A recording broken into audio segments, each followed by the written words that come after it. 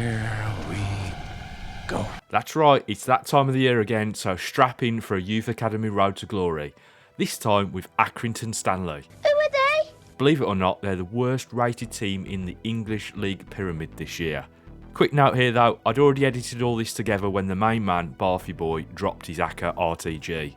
But thankfully, we're doing things a little bit different here, as we're going to take this half-star team onto glory with a bunch of players you've never even heard of. That's right, we're going to let the current squad do all the heavy lifting in the league this year, whilst we build out a youth academy team, starting with this bunch of scrawny rejects.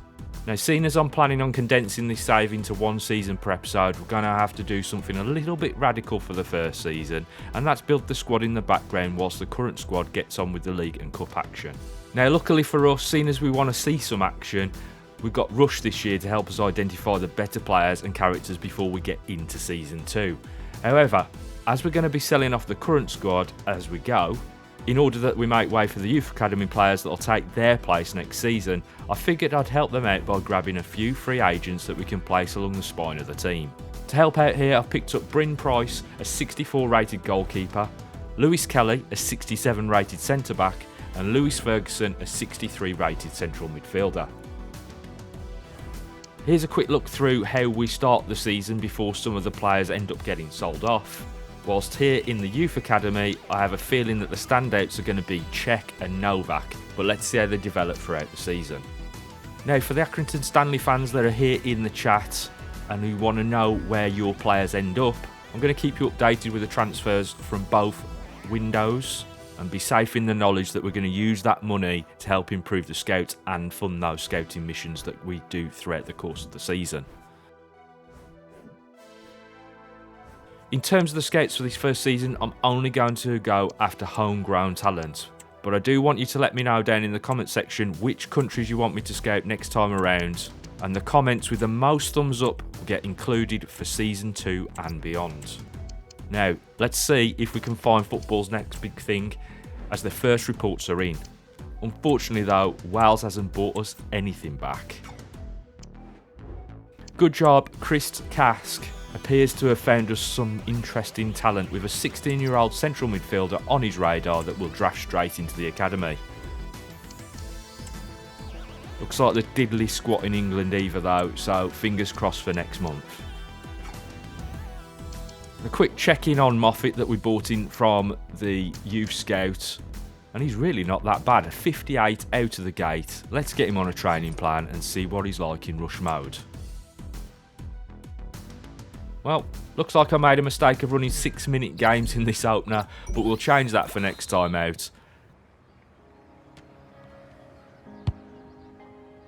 Wow, what a ball over the top. Great knock on, and Moffat's in and already making a name for himself.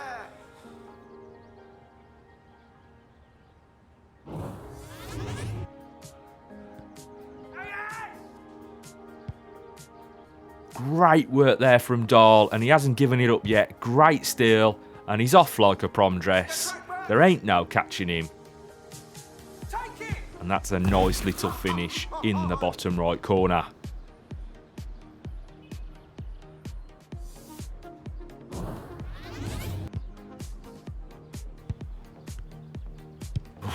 Loose pass there from the goalkeeper, but Moffat saves his ass. Cadlett with another quick ball to Moffat, and he's there again. I think this boy could be pretty damn special.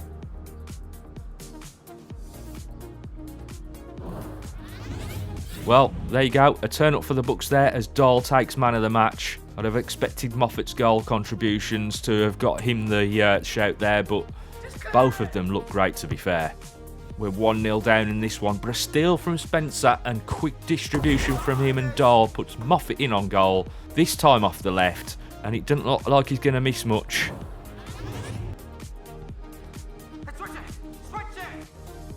There we go, Moffat there proving he's just as good defensively as some of his teammates, taking the ball off the opposition, and his head's down, gunning for it with only one thing on his mind. Nice one, lad. Dahl might have stole it off him last time, but he's man of the match this time with a 9.7 and making a bid for a call up to the first team already. Great turnover of possession here whilst we're only 1-0 down. It drops to Moffat and he unselfishly distributes it down the line. A smart, incisive pass inside, followed up by a great touch from the BFG, and he's tucked it away like a bedtime story. Oh yeah, that's great work from Dahl. He snuck another one past the keeper, and I bet he feels like the champion of the world right now.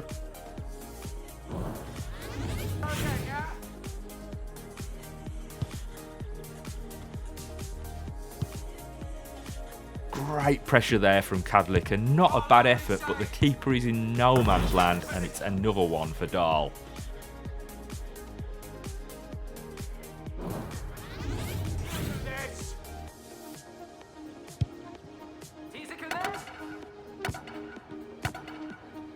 Jeez, these boys just can't handle the press. Cadlick is in this time.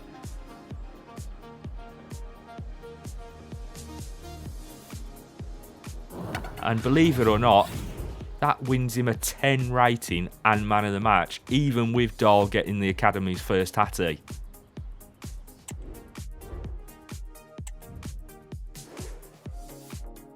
Okay, so outside the action, the scouts are back with another set of reports, and we're going to throw Nathan Lloyd into the academy and see if he's got what it'll take.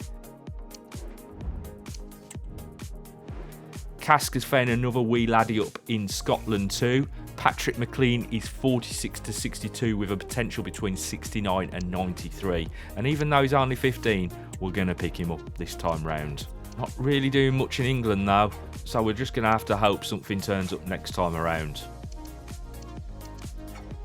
In terms of that newly promoted talent, Lloyd is a 59 overall central attacking midfielder and McLean is a 53 rated central attacking midfielder. I see a pattern emerging as to which players you're going to find the most in the youth academy.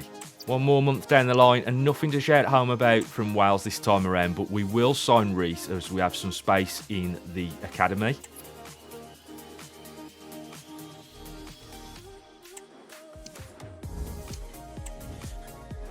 And it seems like Cass' luck has finally run out in Scotland too. Nothing worth promoting here. Still slim pickings in England, but seeing as centre-backs seem to be as rare as hen's teeth in this career mode, we'll promote Jordan Barnes and see if we can make something out of him further down the line.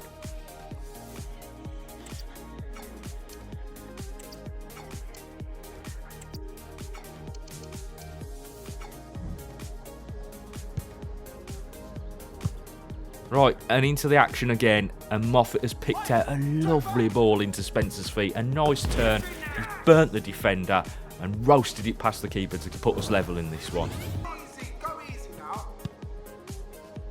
Having shipped a couple of goals, this sharp turn by the Bomber sees him escape down the pitch, and it's a really nice finish from him. But it's not enough for us to have overturn the goal difference, and Spencer picks up the man of the match.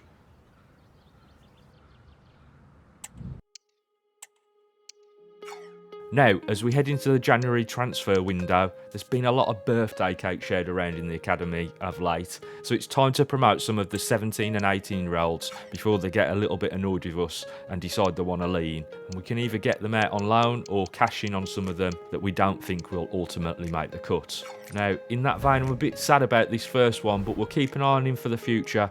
Mikael Dahl is heading to Grimsby for 230k, and there's loans for Tommy Spencer, Jesse Partridge, and Ollie Hill. Meanwhile, the scouts have been sent back out, and first up we have Small in Northern Ireland looking for the rarest of animals, centre-backs and strikers, with Devlin and Stewart snared straight away. Mitchell in Wales is going to have another go next month, while the potential on par is the only thing making us take a gamble on anything in England. Next spin around the block, and Delaney with a 66 to 90 potential playing right wing goes a shout from Northern Ireland. Rodri John might be a decent shout from Wales with an overall between 44 and 60 and potential between 61 and 83. Whilst Mark Walker, another striker, gets a place in the academy with a potential between 70 and 94. And finally, it looks like we've found a player in England.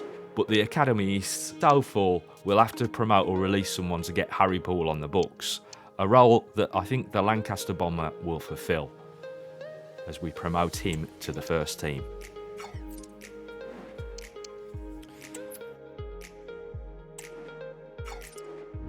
So here we go, we're right at the tail end of the season now. It's time to wave goodbye to some of the original cast and crew, with Papula heading down under, Mooney off to Crewe, Knowles to Shrewsbury, and Love off to Mansfield. Let's check in on how the boys did this season, and to be frank, they punched well above their weight, finishing in 7th place, which resulted in them playing MK Dons in the playoffs, with an early exit from the 3 cup competitions. They did actually lose to the MK Dons in that first round of the playoffs, but come on, that squad was very underdone, and going up in the first season might have actually been disastrous for our plans with the youth academy anyway. 72 points isn't bad though, but we'll be gunning for more next season. In terms of the stats, Love, Batty, Ferguson and Costello share the appearance honours with 56. The retiree, Wally, ended up top bagsman with 21, but honorary mention to Ferguson with 14 and Novak with 4.